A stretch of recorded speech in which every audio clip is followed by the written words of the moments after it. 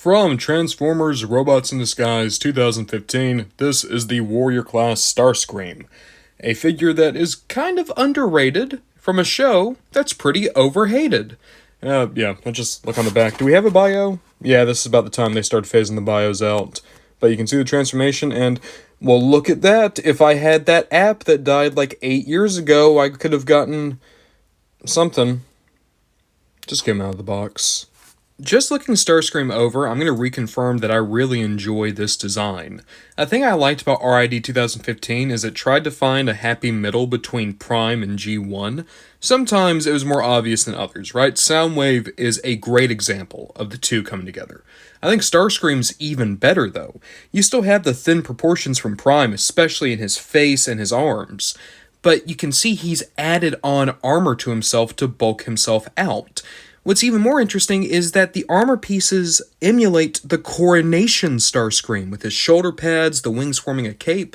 It's really smart design work. Not obvious, not glaring, but good homages that allow this Starscream to have a unique silhouette compared to every other version of him, while still having a good callback to one of his more famous G1 designs.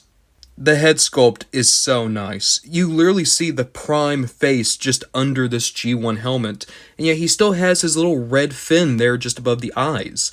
I think that it is just one part of this figure that really stands out. I wish that maybe this guy was a little bit larger, had a little bit better plastic, but in terms of just overall presentation, form, and function, he is firing on every possible cylinder. I'd also say that out of every Starscream we've ever had, this is the most regal feeling. This is a Starscream that I could say feels more like he belongs in Senate chambers as opposed to anything else. There's something about his very scrawny proportions mixed with the obvious ceremonial pieces he's put on himself that give him a sense of, not authority, but perhaps governmental power? I don't know, like, if this had ever been a Senator Ratbat, I think this body really would have worked well.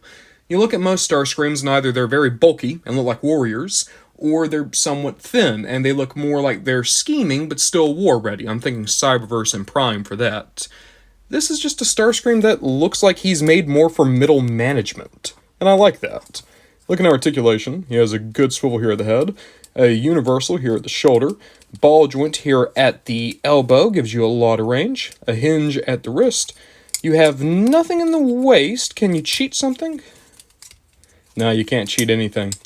You have a ball joint here at the hip.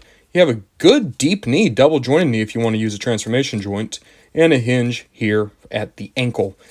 I think the thing I like most about this Starscream, I just noticed, he has a popped collar.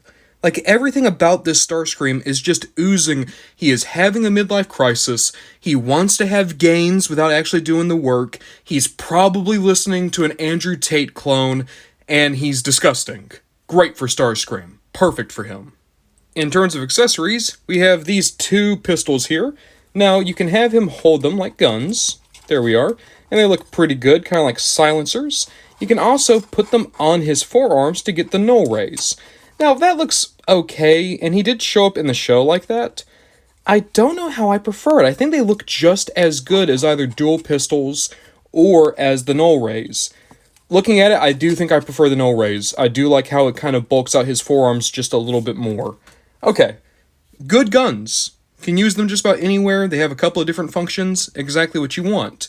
Alongside that, if you want to recreate his Prime Blaster, if you keep in mind, he had the two missiles on his arms, but whenever Starscream was shooting, he had a little gun that would pop out of his hand, the way it would with, like, the Autobots. You can kind of recreate that here, but, I mean, it doesn't look great, does it? Overall, I think the Starscream looks great in robot mode. You can get him into several good poses, he has a wonderful set of proportions that ooze the character. How's transformation? Starscream's transformation was a ton of fun. There were so many steps here that were similar to Combiner Wars aerial bots, especially when you came to moving down the chest bulk and how the legs folded up. And I like this Cybertronian jet. It reminds me of the poison dart that Jango Fett uses to kill Zam Wesell in Attack of the Clones. It also kind of just looks like a bird. It looks like, I don't know, a heron. It looks like a heron to me. I really like the sharp angled nose cone, beautiful yellow. It's cool. It's a great looking jet. I do wish that maybe the guns could have gone somewhere else, they look a little bit strange hanging off. This almost looks more like this should be like a stunt plane, not necessarily a warplane. So maybe if we take the guns off, does that change up how I'm thinking? Yeah, that looks better. I like that a lot, actually. Overall, a good transformation, a good jet, a good robot, a good Starscream. Generally speaking, the Robots in Disguise 2015 figures do not go for a lot of money.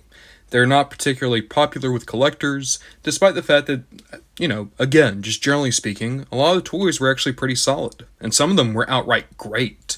Looking at some of the ones I've been able to pick up over the years, figures like Strong Arm, Thunderhoof, Starscream, Soundwave, Steeljaw, these are all really nice, really interesting figures that give you an experience you don't get from other Transformers lines. Do I wish there was more paint? Do I wish that there was better plastic? Absolutely I do. But I do think the design here overall is incredibly solid and is a testament to what the Transformers design team was able to accomplish with basically no proper financial backing. I would recommend this Starscream if you're interested. He's not the best Starscream ever. He's not the most interesting take on the character. I haven't seen the show, but people have told me that he's only there for a few episodes and they don't do much with him. But at the end of the day, I would still recommend either this figure or his repaint Skywarp. Both are really fun figures with great looking robot modes.